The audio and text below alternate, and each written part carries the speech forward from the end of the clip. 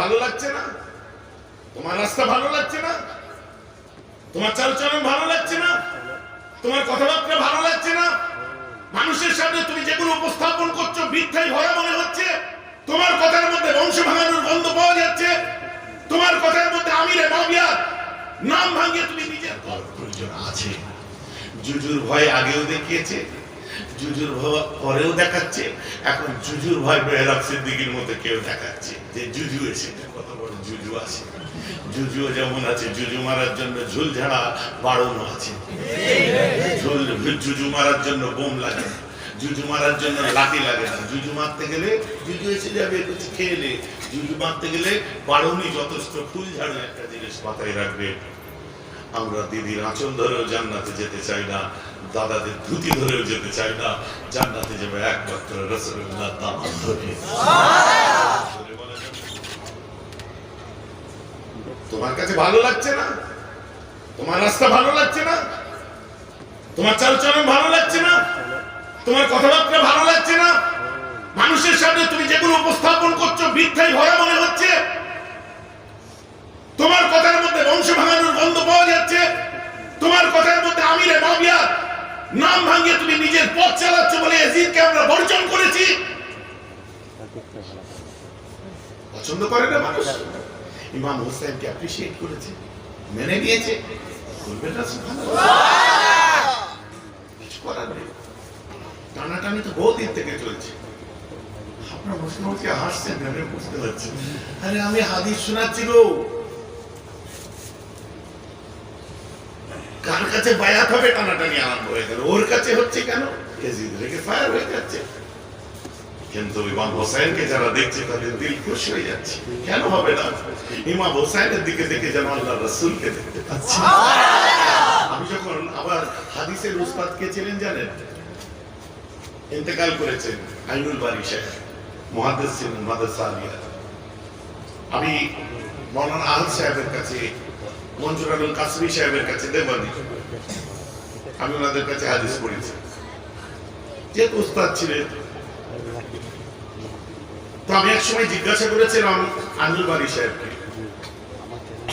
মুহাদ্দিস ছিলেন, হুজুর আল্লাহ রাসূল বলছেন হুসাইন মিন্নি ওয়া আনা মিন হুসাইন, হুসাইনের মধ্যে আমি আছি, আমার মধ্যে হুসাইন আছে। বলুন সুবহানাল্লাহ। How can this possible? হুজুর এটা কেন বললেন? আবার এর ব্যাখ্যা করতে যে মুহাদ্দিসিন ইকরামরা বিভিন্ন কিতাবের মধ্যে ইমাম হাসানের কথাও বলছে যে তিনিও রাসূলের মতো, রাসূলের পর তিনিও রাসূল পাক বড় নওয়াসাকেও কোলে বসিয়ে রেখে বলছে এর মধ্যে আমি আছি, একে মহব্বত করলে আমাকে মহব্বত করা হবে। কেন বললেন? বলছে এটা নানা আর নাতির মধ্যে যে নিসবত ওটা বোঝাতে চেয়েছেন। চলো ঠিক আছে, আমি শুনলাম, কিন্তু আমার মনের মতো হলো না। জাহেরি ভাবে বললেন। মনজুর আলম কাসিম সাহেবকে জিজ্ঞাসা করলাম, হুজুর এমন কেন? বলছে এটা নানা নাতির মহব্বতটা কেমন হবে যে আখেরি জামানায় আজকের দিনে নানা নাতির যে মহব্বত হচ্ছে এটা নবীজির সুন্নত আদায় হচ্ছে, এটা সুন্নত কায়েম হচ্ছে। এই জন্য রাসূলের জামানায় এই জিনিসটা ইমাম হাসান হোসেনের সঙ্গে নবীজি ছিল। কথা বুঝতে পেরেছেন?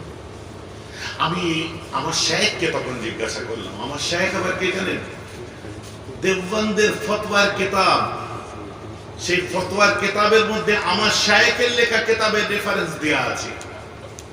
সেই কিতাবটার নাম হচ্ছে ফতওয়ায়ে সিদ্দিকিয়া এবং তাহকিকুল মাসাইল। এই কিতাব দুটি লিখেছেন কে গো? বলতে পারবেন না? এই দুটো কিতাব কে লিখেছে বলেন না? রাইট, রাইটলা হুজুর পীর কেবলা বলেন না সুবহানাল্লাহ। তাদের কিতাবের রেফারেন্স দেওবন্দ থেকে তাদের কিতাবের মধ্যে দিচ্ছে। মানে কত বড় ধরনের আলেম ছিলেন মুফতি আজম। আমার পাঁচ দাদুকে আল্লাহ পাঁচটা আসমানের নক্ষত্রের মতো করেছিল। সুবহানাল্লাহ। কারোর সঙ্গে কারো তুলনা করার মতো ক্ষমতা কোনো আলেমের নেই। তো কথাটা দাদু জানের আসলো বলে আমি তাই বলছি। এবং উপমহাদেশের মধ্যে নুক্কাদে হাদিস বর্তমান জমানায় মাওজুআত কিতাব লিখেছিলেন, হাদিসের উপর বহু গ্রন্থ লিখেছে, ফারসি বিভিন্ন ভাষায় লিখেছে। উপমহাদেশের মধ্যে হাদিস তত্ত্ববিদ আর দ্বিতীয় খুঁজে পাওয়া যায় না। এত বড় আলেম ছিলেন। তো আমি যে আমার শায়েখ মুফতি আজমকে জিজ্ঞাসা করলাম যে দাদুজান এই একই প্রশ্ন যে ইমাম হুসাইনের মধ্যে রাসূল আছে, রাসূলের মধ্যে হুসাইন আছে, হাদিসটা শুনলাম পড়লাম, এটার মধ্যে কি ব্যাপার? আমার দাদু বললেন তখন, ইমাম হাসান ইমাম হোসেন দু ভাইকে কখনো আলাদা করে দেখবেন, দুজনকে একই চোখে দেখবেন। এটা আবার কিরকম কথা হলো? মাশাআল্লাহ বলেছেন যখন ইনাদের যে কথা একটা, নারে তাকবীর, নারে তাকবীর, চাচা জান হুজুর পীর কিবলা, চাচা জান হুজুর পীর কিবলা, নারে তাকবীর, নারে তাকবীর। কথাটা বুঝতে পারছেন? তো আমি এবার যে জিজ্ঞাসা করলাম যে শাহজাহান দাওজান এই কি কথা বললেন, বলছে দুজনকে আলাদা করে দেবো। চলো ঠিক আছে, আব্বাকে বললাম আব্বা এই প্রশ্নটা করলাম দাওজানকে, দাওজান বললেন দুজনকে আলাদা করে দেখো না। বলছে ওটা তোমার দাদুকেই জিজ্ঞাসা করো আবার যে, আর ওই তিরমিজি শরীফটা হাতে করে নিয়ে যাও। তিরমিজির একটা ছোট্ট কিতাব আছে না, রাসূল পাকের স্টাইল সিরাত সুরাত দেখতে কেমন একটা শামায়েল তিরমিজি বলে একটা কিতাব আছে, ওইটা আমি ওই ছোট মতো ওই হাতে করে নিয়ে গেছি। দাদুজান বললাম দাদুজান আপনি দুজনকে আলাদা করে দেখতে বললেন, বলছে তিরমিজি শরীফ আছে, আমি যে আছে, বলছে আল্লাহ রাসূল কেমন দেখতে একটু দেখো তো বাবা, আর ইমাম হোসেন কেমন দেখতে দেখো তো।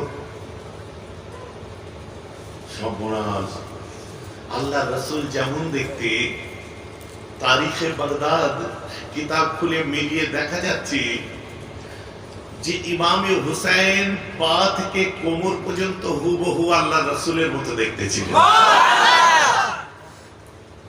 পা থেকে কোমর পর্যন্ত হুবহু আল্লাহ রাসূলের মতো দেখতে, আর ইমাম হাসান কোমর থেকে মাথা মুখ চেহারা বড় ছিল। ইমাম হাসান কোমর থেকে মাথা পর্যন্ত হুবহু আল্লাহ রাসূলের মতো দেখতে। তাহলে এক ভাই পা থেকে কোমর পর্যন্ত নবীজির মতো দেখতে, আর এক ভাই কোমর থেকে মাথা পর্যন্ত নবীজির মতো দেখতে। আমার দাদু কি বললেন, মুফতি আজম তাসাউফের কথা, ইলমে মারিফাতের কথা, বাবা দুজনকে আলাদা করে দেখো না, একসঙ্গে দেখো। একজন পা থেকে কোমর পর্যন্ত নবীর মতো দেখতে, একজন কোমর থেকে মাথা পর্যন্ত নবীর মতো দেখতে, দুজনকে এক জায়গায় মিলান, অন্য কেউ নয় খোদ রাসূলকে দেখতে পাবেন। কথাটা আমার বোঝা যাচ্ছে তো? এটা কি, এটা কোথা থেকে বার হলো? এটাকে বলে ইলমে মারিফা, যে সব জিনিসের নিগূঢ় তথ্য ভেতরে যে ঢুকে যাওয়া, যেটা অন্য কারোর মধ্যে পাওয়া যাবে না, ওলিয়া উলিয়াদের মধ্যে পাওয়া যায়। অতএব ইমাম হুসাইনকে পছন্দ করে নিয়েছে মানুষ, এজিদকে ভালো লাগছে না, এজিদ রেগে ফায়ার, ওখানে চলে গেল যে দুর্নাম বদনাম কুৎসা চিল্লা চিল্লি, এই সেই অমুক অমুক।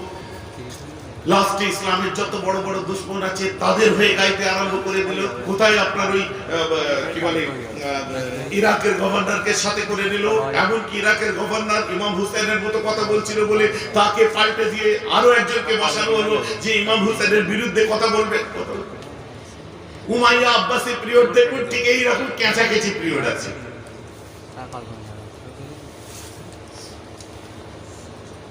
আমরা তো মুজাদ্দিদে জামানকে ভালোবাসি, আমরা দাদা হুজুর পীর কিবলাকে ভালোবাসি, আমরা তাকে দেখেছি, দেখার পরে আমরা তার লাইফকে পড়েছি, আমরা তার পাঁচ হুজুরের কাউকে না কাউকে দেখেছি, আমরা তার যোগ্য আওলাদদেরকে দেখেছি, আমরা তাদের সঙ্গে নিসবত তৈরি করেছি, তারা নিসবত পরস্পর তৈরি করেছে। মুজাদ্দিদে জামান নিসবত করেছে ফতেহ আলী বাইসির সাথে, তিনি নিসবত করেছে নূর মোহাম্মদ চাঁদ খানির সাথে, তিনি নিসবত করেছে সৈয়দ আহমদ বেলুনির সাথে, তিনি নিসবত করেছেন তবকা বাবু সালসাল হযরত মাসুম রাব্বানির সাথে, তিনি নিসবত করেছেন মুজাদ্দিদ আল-কিসানির সাথে।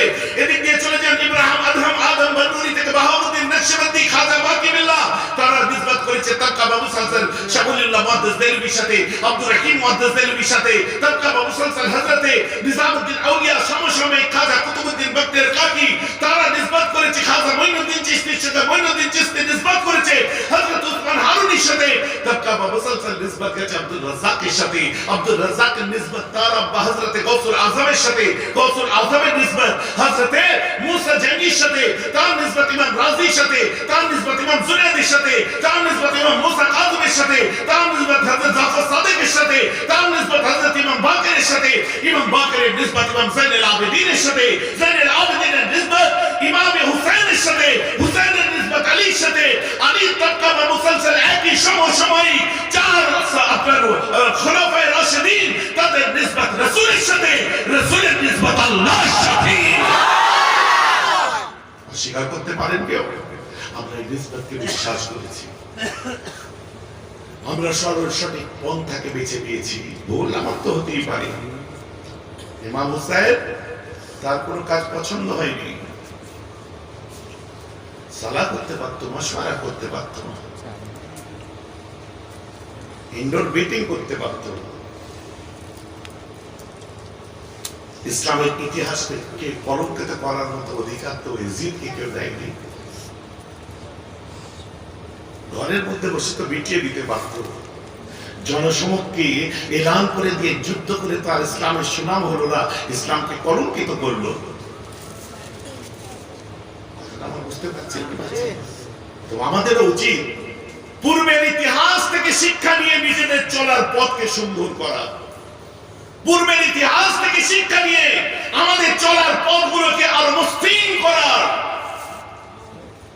দুনিয়ার কোন মোহে ভুলে গিয়ে, দুনিয়ার কোন কাজে ভুলে গিয়ে, দুনিয়ার লোক লালসায় বিমুক্ত জিনের বশীভূত হয়ে এমন কোন কাজ করা উচিত নয় যে কাজটা করলে আপনার আমার হয়তো উপকার হতে পারে, কিন্তু আমাদের যে লক্ষ লক্ষ নয় কোটি কোটি মানুষ ভালোবাসে তারা তো বিভ্রান্তের মধ্যে পড়ে যাবে।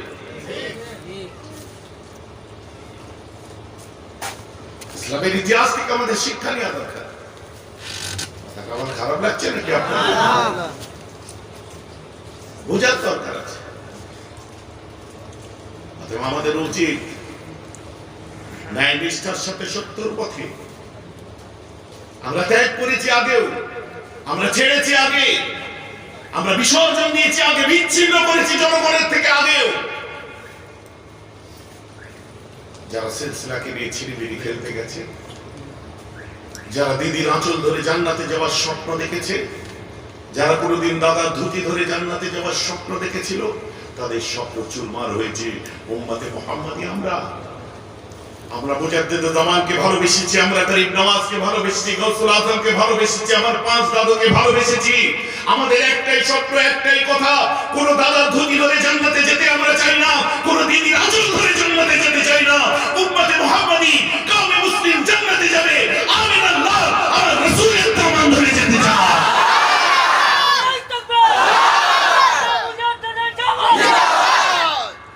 ইতিহাস থেকে আমাদের সাথে শিক্ষা নেওয়া দরকার, ন্যায় নিষ্ঠার সাথে আমাদেরকে এগিয়ে যাওয়া দরকার, সত্যের পথ আমাদের অবলম্বন করা দরকার। আমি জানি আমার বক্তব্য সবার হয়তো পছন্দ হবে না, নাও হতে পারে, ব্যক্তিগত ব্যাপার। সত্য বলা তো আমি বন্ধ করবো না, কারণ আমি মুজাদ্দিদ জামান দাদা হুজুর পীর কেবলার লাইফের উপরে অল্প হলেও কিছু পড়াশোনা করেছি। মুজাদ্দিদ জামানের সিলসিলা যারা বলছে সঙ্গীন অবস্থা, দুর্বল অবস্থা এসে পড়েছে, ভুল করছেন।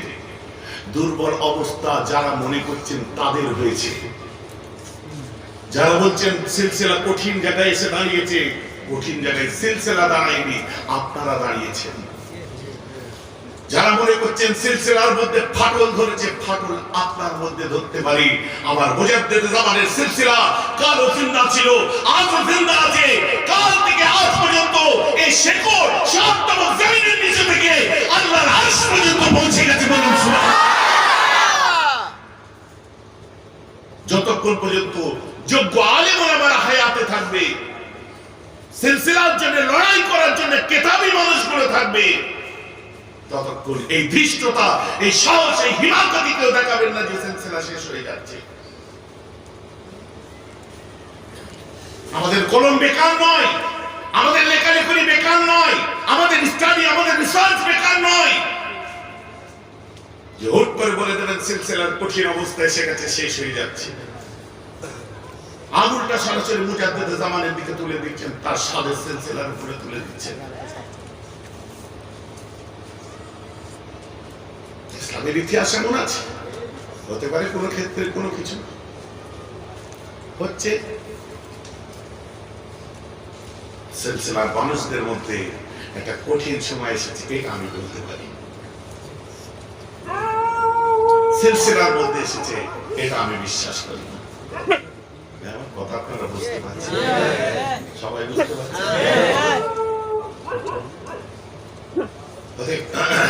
এরপরে চতুর্থ নাম্বার কি? বায়াতুল খুলুস। তিনটে বললাম কি? বায়াতুল ঈমান, বায়াতুল রিদওয়ান বা বায়াতুল জিহাদ, বায়াত খিলাফত, চতুর্থ নম্বর বায়াতে খুলুস। এটা কি? এটা হচ্ছে পীরি মুরিদি বায়াত। এটা কখন? মক্কা বিজয়ের পরে আল্লাহ রাসূল সাহাবায়ে কিরামদেরকে নিয়ে যে বসেছিলেন, বসে যে বায়াত করেছিলেন, সেটা কবে? সূরা মুমতাহিনা, কোরআন পাকের একটা সূরা আছে, সূরা মুমতাহিনা নাজিলের প্রাককালে সাহাবায়ে কিরামদের নিয়ে বসে যে দ্বীনের কথা বলে এবং দ্বীনের পথে অঙ্গীকারবদ্ধ হয়ে তাদের ইবাদত রিয়াজত করার জন্য যে তিনি অঙ্গীকারবদ্ধ বা বায়াত করেছিলেন, সাহাবাদের মুরিদ করেছিলেন, যাদের মুরাদ আল্লাহ, এটাকে বলা হয় পীরি মুরিদি বায়াত। তাই শাহ ওলিউল্লাহ মুহাদ্দিস দেহলভী রাহমাতুল্লাহ আলাইহি বলছেন, আন্নাল বায়াত সুন্নাহ, বায়াত হওয়া হচ্ছে সুন্নাত, ওয়াজিব নয়, অবশ্য সুন্নাত। যদি কেউ বায়াত না হয়ে মারা যান, ওয়াজিব তরকের গুনাহ, যেমন কুরবানি না করলে ওয়াজিব তরক হচ্ছে, তেমন ব্যাপার না। তবে আল্লাহকে পাওয়ার, আল্লাহ ওয়ালা হওয়ার সহজ পন্থা যেটা, ওই সহজ পন্থাটা হচ্ছে বায়াত, মুরিদ বা এই পীরি মুরিদি পন্থা। এবারে অনেক নাহক ব্যাপার আছে, এবারে অনেক কিছু ব্যাপার আছে। এই পীরি মুরিদির নাম করে অনেক বেদাতি বেশারাক কাজ হচ্ছে, নাউজুবিল্লাহ, সেগুলোর কট্টর বিরুদ্ধে আমরা। মুরিদের ইরাদা, মুরাদ হচ্ছে একমাত্র আল্লাহ পাওয়ার। তো আল্লাহ পাওয়ার জন্য সঠিক পন্থা, একটা মানে সব থেকে সহজ পন্থা হচ্ছে পীরি মুরিদি। তাই আল্লাহ কুরআন পাকের মধ্যে বলছেন, বিসমিল্লাহির রহমানির রহিম, ইয়া আইয়ুহাল্লাযীনা আমানু তাকুল্লাহা ওয়া কুনু মা'আস সাদিকিন। এই ঈমানদারেরা, তোমরা সাদিকিন বান্দাদের সাথী হয়ে যাও। বলুন না সুবহানাল্লাহ। সোহবত ইখতিয়ার করা হলো সুন্নাত। আমি শুধু একটা উপমা দিলাম। তো আমরা সেই পন্থা অনুযায়ী আমরা কোরআন হাদিস থেকে যেটা আমাদের উলিল আমর আকাবির, আমাদের যারা পূর্বের দিনের ইমাম আইম্মা আসাতেজা যারা আমাদেরকে যেসব শিক্ষা দিয়েছে, পরখ করে যাচাই করে যে হ্যাঁ তোমরা ইসালে সওয়াব রেসানি করবে। কেন? আল্লাহ রাসূলের সাহাবা হযরতে আবু হুরায়রা রাদিয়াল্লাহু আনহু কাবার সামনে দাঁড়িয়ে আছেন। আমি ঘটনা বলছি না বলে আপনাদের বিরক্ত লাগছে? এগুলো শোনা অভ্যেস করুন। ঘটনা তো শুনবেন বেশাক, কিন্তু ঘটনার আগে এই রেফারেন্স গুলো, কথাবার্তা গুলো শোনা ঘটনার থেকে বেশি জরুরি আপনাদের হয়ে গেছে। কথাটা ভুল বলছি না ঠিক বলছি? এগুলো অত্যন্ত জরুরি আমাদের, এগুলো অভ্যাস করুন। ঘটনা তো শুনবেন, সুরের ওয়াজ, টানের ওয়াজ বেশাক শুনবেন, আমি করি, শুনবেন, কিন্তু কথাগুলো একটু শোনার চেষ্টা করুন। কারণ আমি আপনাদের শিক্ষা দিতে আসিনি, একটু বিনিময় করতে, মত বিনিময় করতে এসেছি। হাদিস কোরআনের মধ্যে আছে, তাবিজ দেওয়া আছে, তাহলে আপনাদেরকে তাবিজের দলিল আবার দিতে হয়। এর ব্যাপারটা একটু ভালো করে পড়ে নেবেন। হাদিস শরীফ তো আপনাদের হাতের কাছেই আছে সব, আপনারা নিশ্চয়ই তার দলিলও পেয়ে যাবেন। তো যাই হোক, ওইখানে যে আমাকে এখন লোকজন ছাড়তে হবে, অল্প কথাই গল্প। আপনারা আমাদের বড় মহাব্বতের মানুষ, কথা বুঝতে পেরেছেন? আমাদেরকে বারবার ব্ল্যাকমেল করা হয়, জানেন? আমরা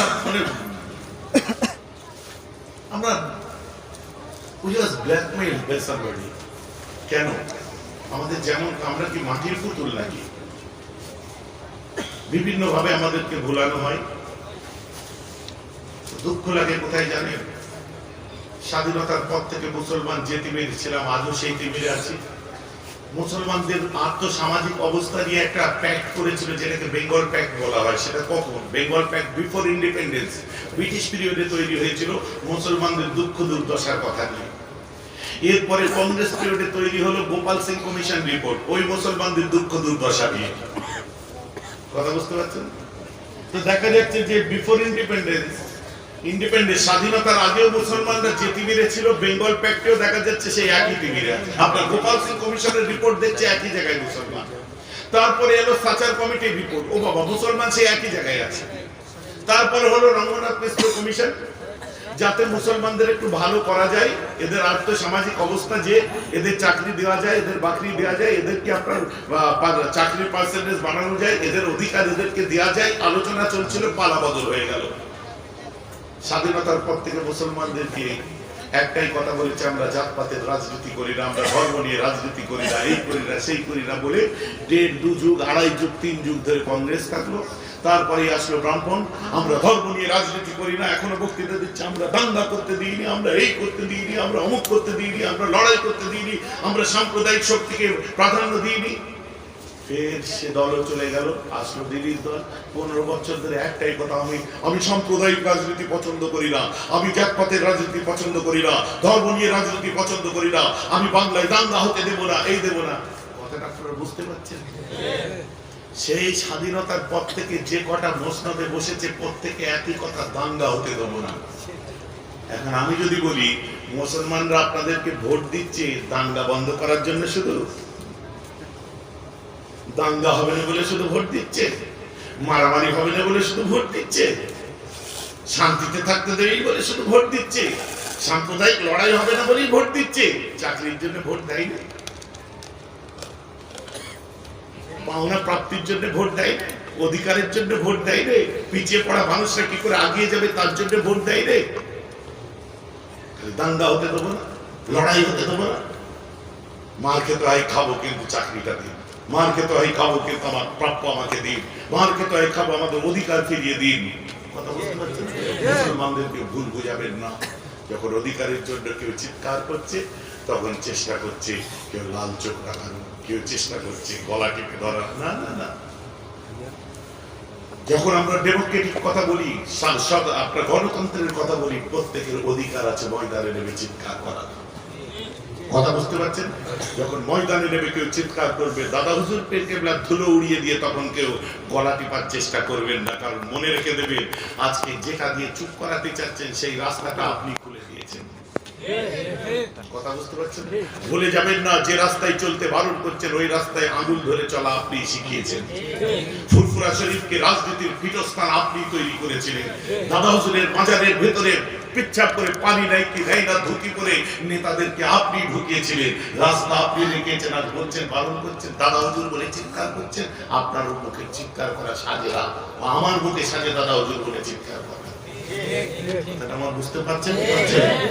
অতএব নিজেদের লড়াই নিজেরা ঘরে সামান, আপনাদের লড়াই বাড়ির মধ্যে ঠিক করুন। দ্বিধাদ্বন্দ্ব হচ্ছে নিজেরা ঘরে বসে মিটিয়ে নিন। স্টেজের উপরে সেসব কথাবার্তা বলা মানে নিজেদের লজ্জা ছাড়া আর অন্য কিছু নয়। আর যদি আমার কথা শুনতে পারো তো আপনার কথা কেন শুনবে? চেষ্টা করেছিলেন, বসিয়েছেন। আমি তো চাইবই তার ব্যক্তিগতভাবে হোক আর যেভাবেই হোক, আমার ভাইকে যদি দিল্লি পর্যন্ত ছেড়ে দিল্লির লোক যদি কাঁপে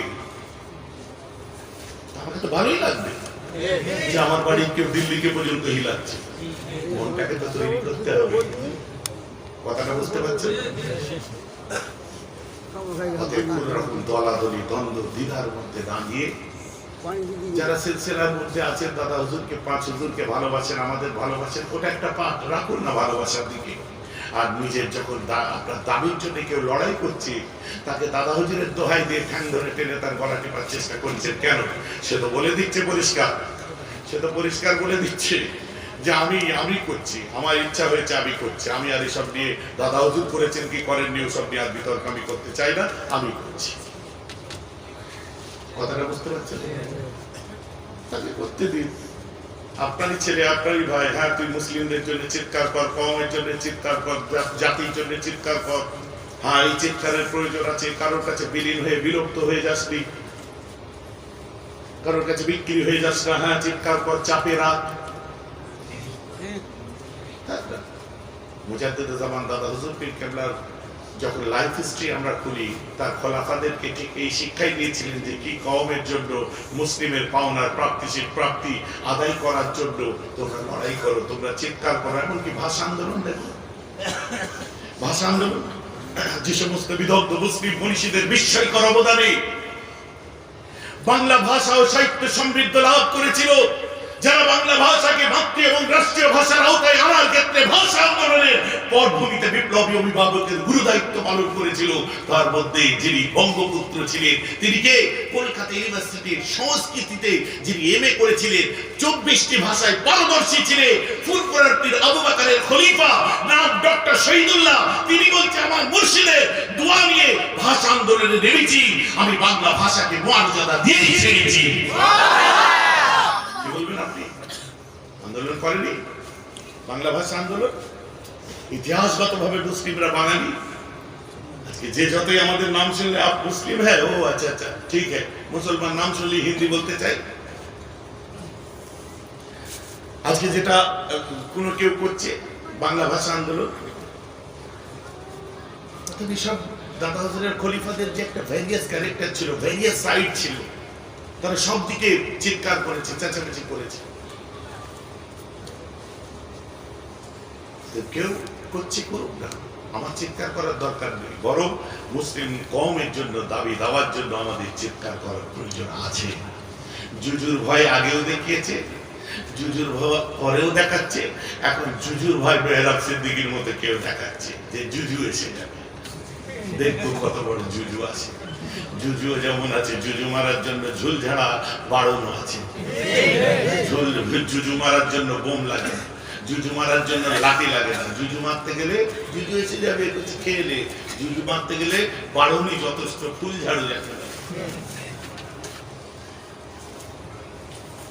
জুজু তাড়াতে লাঠি ধরতে হয়, গণতন্ত্রের মা মানলেই হবে।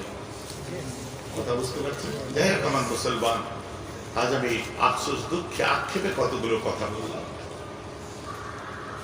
আমাদের মুসলমানদের জন্য নয়, আমরা জাতির জন্য, পিছিয়ে পড়া মানুষের জন্য কিছু করতে পারলে আমাদের কি ভালো লাগবে। আমার মধ্যে থেকে কেউ করছে করুক, সে তার জগৎ থেকে করুক। আমি আমার যে কাজ করছি আমি করি, আমার জগতে যেটা আছে আমি সেটা করি। কি কথা বুঝতে পারছি?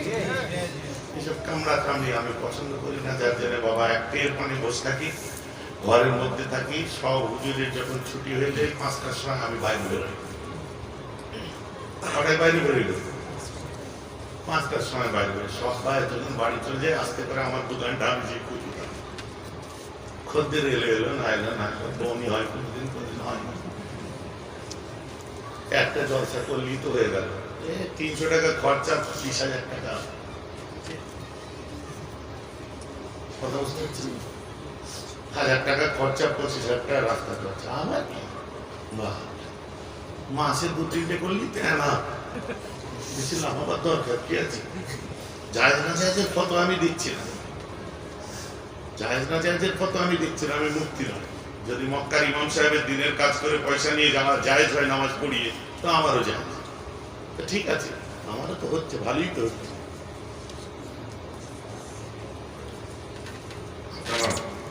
ভাইজান কথাগুলো তীরের মতো হচ্ছে না? তীরের মতন আমি সত্যি কথা বলছি। আল্লাহ ভালো রাখুক, আল্লাহ আমাদের সকলকে সুস্থ রাখুক। এখন আমি আর বেশি আলোচনা করব না, তবে একটা জিনিস মাথায় রাখবে, আমরা দিদির আঁচল ধরেও জান্নাতে যেতে চাই না, দাদাদের ধুতি ধরেও যেতে চাই না। জান্নাতে যাবে একমাত্র রাসূলুল্লাহ দাওয়াত ধরে। জোরে বলা যাবে? বাস এখানে আমি আমার বক্তব্য শেষ করছি। আজকে আলোচনার মধ্যে কি পীরি মুরিদি ব্যাপার একটু আলোচনা হলো, তাই তো? এবং সহিহ হাদিস বুখারী শরীফ থেকে আলোচনা হলো, কিতাবুল ঈমান থেকে হলো। সাথে কিছু আমাকে আনুষঙ্গিক কিছু আলোচনা করতে আমি বাধ্য হলাম, তাই করলাম, প্রয়োজন মনে করেছি। আজ আর বিস্তারিত নয়, এখানেই শেষ করলাম। এখন আমার রাসূলের সালামের নাযিল।